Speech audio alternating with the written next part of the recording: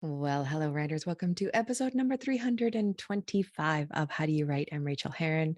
So thrilled that you are here today with me as I'm talking to Elizabeth Miki Brina on how to know when to stop and go back and go deep, which is something that I think about a lot. And I really, really enjoyed this whole conversation, especially about this, because it is one of those hard things to figure out. Did I do enough? Did I go deep enough? Do I need to do more? So please stay tuned for that.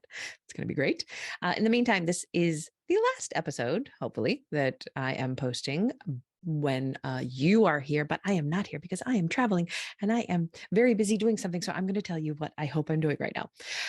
While you're listening, I hope that I have just driven 4.5 hours south of Oakland, San Francisco area to where my dad and stepmom live. They live out on the coast where I went to high school, near this little place called Pismo Beach, which really it's a nice beach. It's not the best beach in the world. It's not the worst beach in the world. It's a very nice beach. Okay, we'll call it a very nice beach. It has a very nice pier.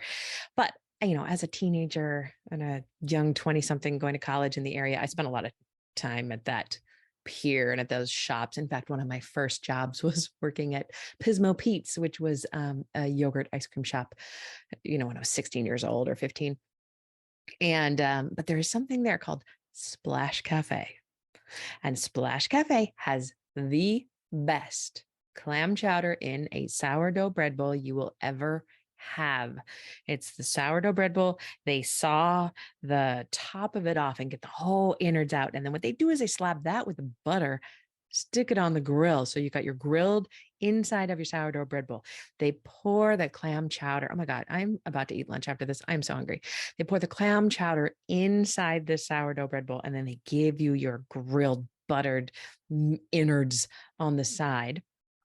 And then what you do, okay, so you also have to know this, that when you hit San Luis, when you hit the KSBY TV tower, you dial, you call in and you order your 2 bread bowls, your 3 bread bowls, however many people are in the car. You order your bread bowls to go. Therefore, you do not stand in the line. There is always a line at Splash Cafe. You don't stand at the line. You just pull up then. 10 minutes later, you walk to the front of the line, you get your to-go bread bowls. And this is also very important. As you are leaving the shop, you nick one of the Tabascos. It makes you feel like a badass. You're stealing something. Go with it. Let it feel good. Walk down the street to the pier, grab one of the benches. Hopefully you get one with a table. Hopefully you get one that the seagulls haven't pooped on too much. And you sit there and you watch the kids and you watch the surfers and you watch the people walking on the beach, and you put the Tabasco into the clam chowder as much as you want. And then you eat the hell out of that in the fresh air, in the wind with the salt. Oh, it is absolute heaven. It's so good. Basically, I'm basing this whole trip around seeing friends and family and the food that we can't get here in New Zealand. The food in New Zealand is fantastic, but you can't get that kind of bread bowl. You can't get that Zachary's pizza I mentioned last week, and you cannot get tacos mi rancho that I mentioned the week before that. So I am eating while you are listening to this. Hopefully, I'm eating that Splash Cafe clam chowder bread bowl on the pier the way I have done 100,000 times before, especially with my little mama. Oh, we love to do that together. So that's what's going on. In the meantime, you are here listening to this fantastic interview with Elizabeth. Let me give you a little bit of a bio. Elizabeth Miki Brina is the recipient of a Rona Jaffe Bread Loaf Scholarship and a New York State Summer Writers Institute Scholarship. She currently lives and teaches in New Orleans. Please enjoy this fantastic interview with her. And I'll be coming at you next week live and with an update on how everything went and if I really managed to relax and have a vacation, which is my plan. I'll let you know how it goes. Okay, my friends, happy writing. Well, I am so pleased to welcome you to the show today. Will you please share your name and pronouns with us? Name is Elizabeth Miki Brina, and my pronouns are she, her. Thank you, Elizabeth. I'm so pleased to welcome you to the show, and I would love to talk to you about your writing process. Also, full disclosure, I am a memoirist and I teach memoir, and it's just like my favorite thing to talk about. So I'm super excited about this conversation. What does your writing process look like right now as your life is today? As my life is today, well, I'm trying to what am I trying to really get deep in there and finish something by the end of the summer, which is so fast. um Yeah. and also I'm right now I got myself in a pretty strict routine of Monday through Thursday are my writing days, and but I am not a morning writer. I wish that I was. I just can't get it together in the morning, and like my brain is not. So I actually have to wait, and I can't write during the day. Like it cannot be daylight. um so now the sun's setting around like 8:30, so I have to write at night. And yeah, I know. Have you always been that way? Yeah, for the most part, like when I was really, really had to do deadlines, I would, like maybe try to start at 5, but I can't, yeah, I have to I have to get through my whole day first before so I can't have anything like pressing, Hmm. I feel like the morning writers, like that's why I can't write in the morning, is because if there's anything else I have to do that day, it will like freak me out and there'd be too much pressure. Uh Yes. What I need I to like love about your fall saying open.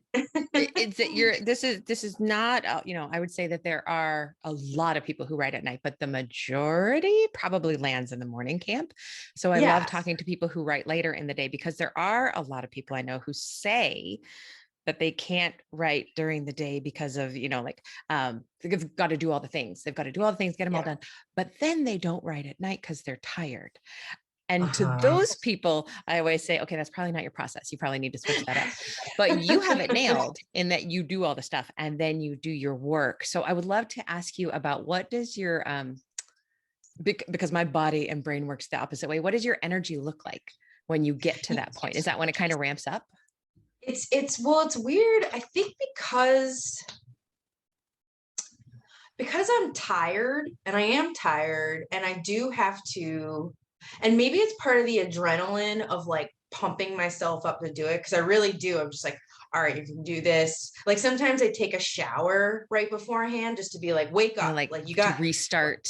Yeah, yeah, and I'm like pep talking myself in the shower. I'm just like, you just got to do it. You got to get it. You got to sit down.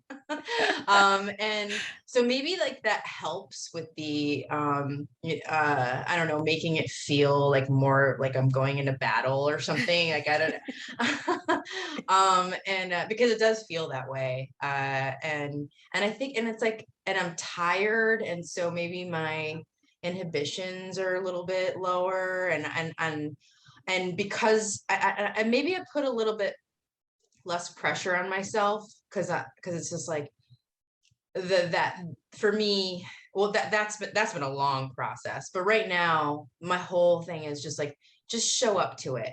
Just, that's all you got to do. You don't have to do anything else. It doesn't have to be good, like. Yeah. Yeah. Yeah, and it's just like, if you just show up to it, like that, you did it. And that's all that's required of you. And And so that I is the do it. major hurdle. Yeah. Yeah. And so I get, yeah, like around 8:30 I start, and usually what it is like to get also after the shower is a cigarette, and I read a poem.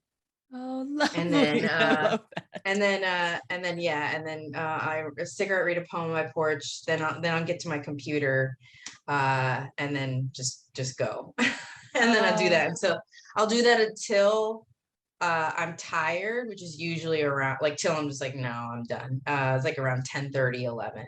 So have you always yeah. been kind of more of a night owl person in terms of Yes. life? Yeah. Yes. Gosh, there are some days where I wake up in the morning and I feel like I have my shit together. I am such a together person. Like, because it's great to just be up early, like 7 a.m., and then start the day. And I'm like, wow, there's so much day.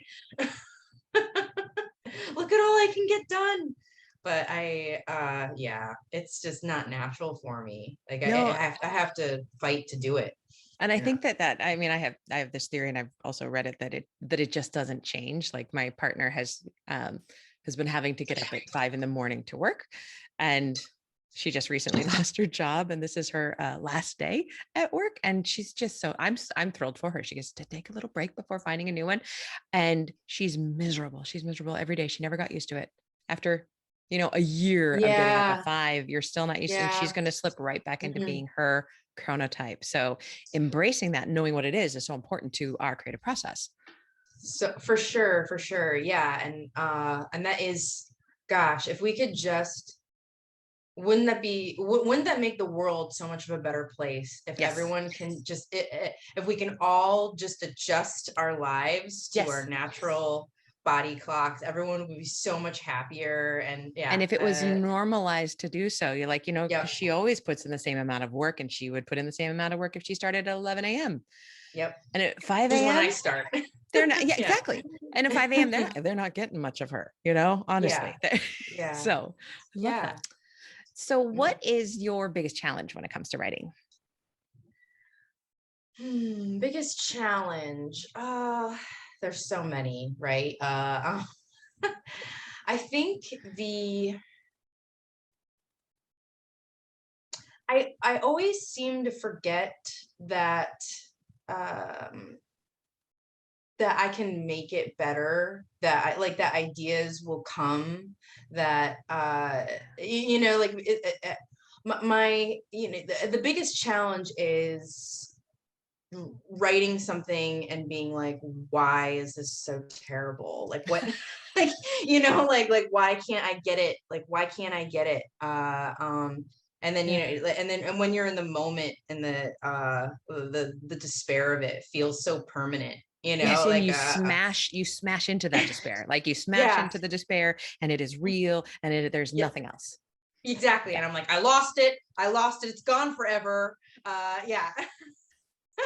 I'll never get it back again. And yeah, and just and having to I don't know, just kind of be in there and let it, and only way out is through, right? And usually uh either I'll, smoke 5 more cigarettes and something will come to me, or I'll give up and go to sleep. And then the next day is something, something comes out, something comes, so it's Yeah. just, yeah, it's not forever. I And I that's ask a I ask a lot of writers this question, and I don't know if anybody's ever actually like answered this the way I would. Like that is also my answer about the despair. And also I have to Mhm. confess to a severe pang of jealousy, because I'm an ex-smoker, and I will never be a non-smoker because that is not in my Uh-huh. personality. Yep. Oh But yeah. like the way that nicotine, I'm sure you've read about it, actually helps your synapses connect faster and better and more cleanly. That is I why didn't. we that's one of the Oh, reasons why we do it, plus all the other reasons. But when you right. think that you're thinking more clearly because of nicotine, you are. And I No, miss it. wow. Oh goodness. um like, thank you, because it's very validating. It's like, oh, like I'm not just doing this because like it's not just the romantic idea of like It's more. a Yeah. smoking writer, because I can't let go of that identity. Like I feel foolish for it, but it helps so much. And I'm like, no, it's actually helping. It is actually helping. Well, I just realized, so I Yeah. quit when I was 29, and I am 49 now.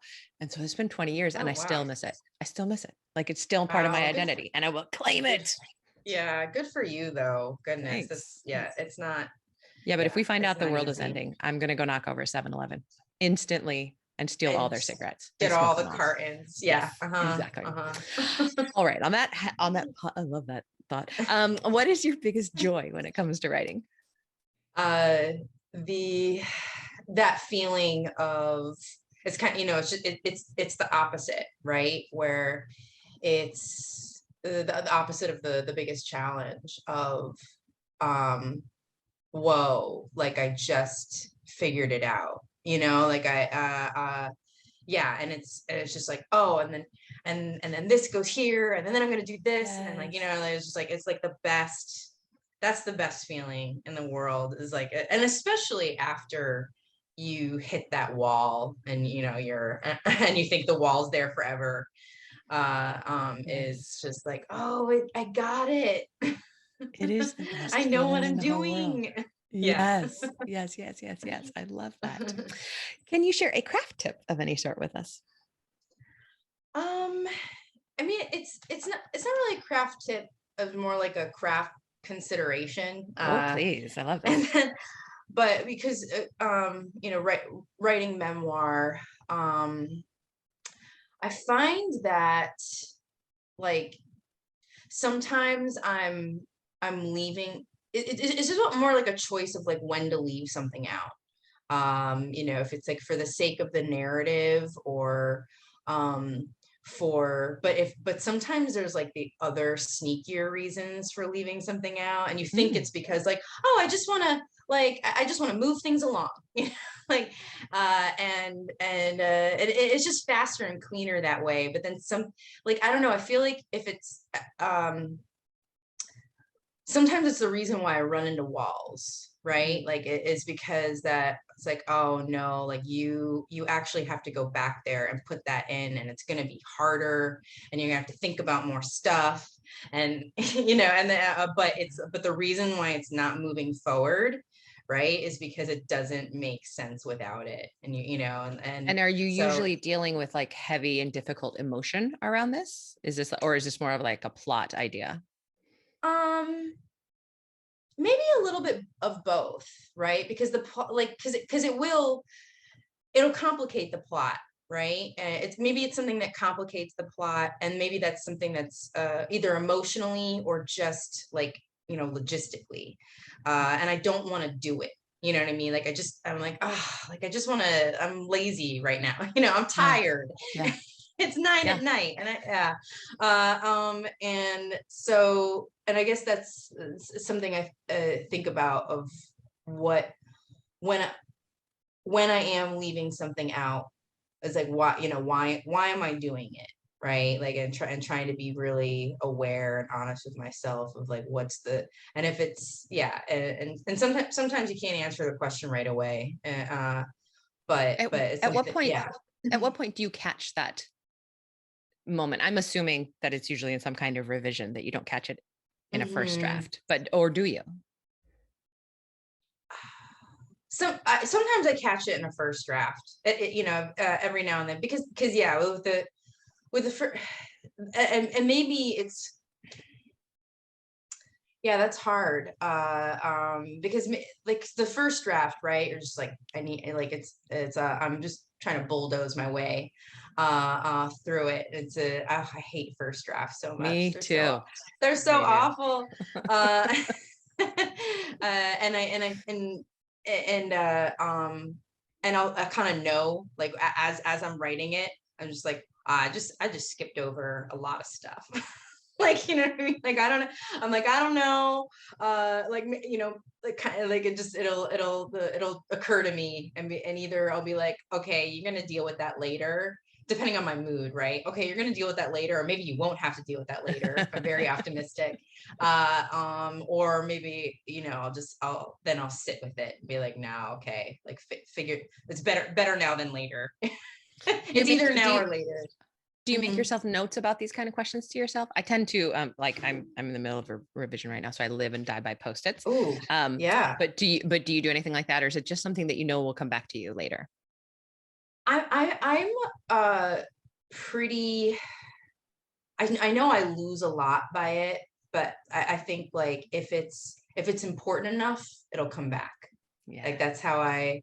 That's also a big way of just, like, kind of weeding out the herd too. Like, Yeah. I can the. absolutely get that, because I end up with a lot of post-its, and maybe I don't need all these post-its. Exactly. Sometimes I scribble things down, and then, Yeah. and yeah, but for the most part, I'm like, if this is if it's a really good, if it's a good line, I'll write it down, Yeah. right? Like, the Lines will the never line. come back. You're not going to get that Yeah, back. Yeah. exactly, right. Yeah.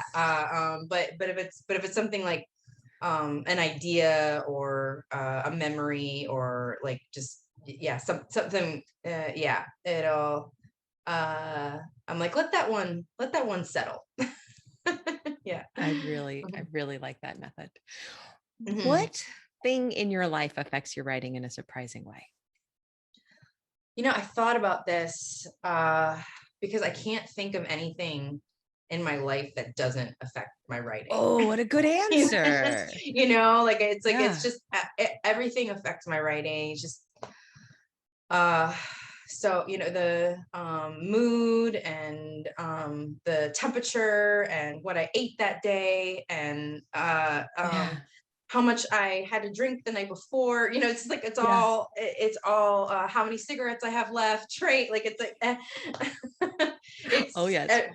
yeah, it's all I know it all affects. Sometimes I guess what is the location.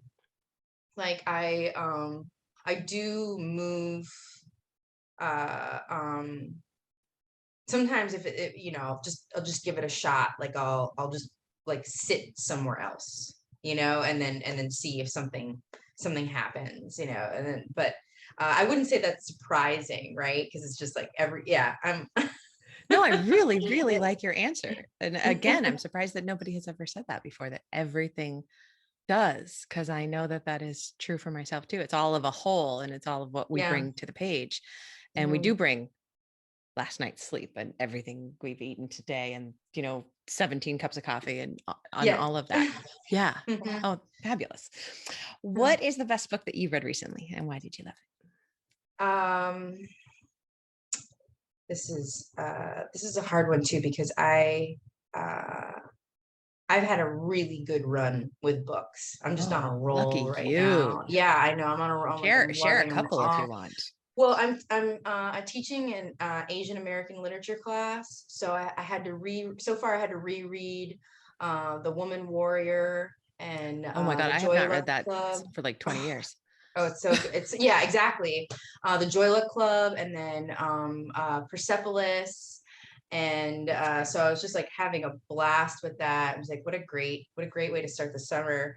And then before that, though, I was halfway through Manual for Cleaning Women Oh, I don't know this one. by Manual for Cleaning Women by Lucia Berlin.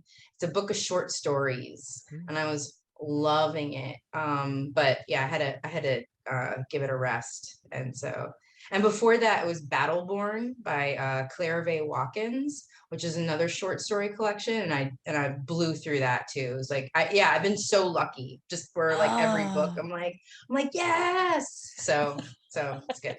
that's awesome. Yeah. Speaking of awesome books, will you please tell us about your book and maybe tell us the title, where we can find it, and tell us a little bit about it?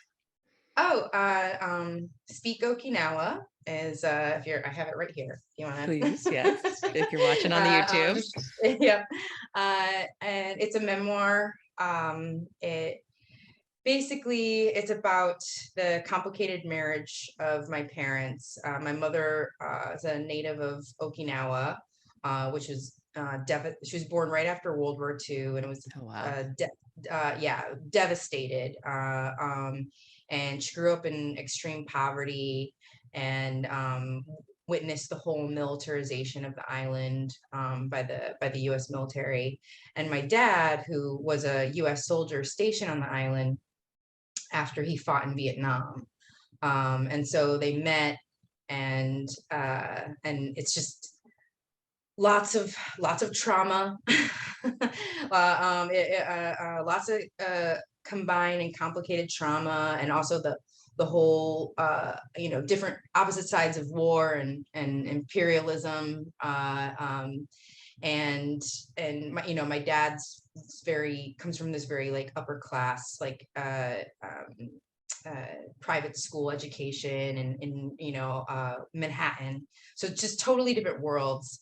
And then what happens when these two people have a daughter? And like it just how um just me trying to figure out like who they are, and why I am the way that I am because of who they are. Yeah, just all that good stuff. which is honestly my favorite, like, niche within memoir, is that kind of book. So I have not read yours yet, but it is at the top of my TBR pile right now. Oh, thank you. People absolutely love it. And I wanted to ask you, just because you are doing so much with it, the past and the present and the you, how long did it take you to write it? I think really from beginning to end, like from the first material that ever went into the book to the final edits, it was like almost 6 years. Yeah, I never asked that So question ever, but yeah. that I wanted to ask for that one, because you're doing a lot with that. Yeah, yeah. And Yeah. so that's something to think about too. It's just like it takes time and just be, Mhm. patient. I know I want to write a book in 6 months, but it's not gonna happen. I would like to do Yeah, everything by tomorrow. Yeah, right, that would right. be my ideal method for everything in life. Where can we find you online?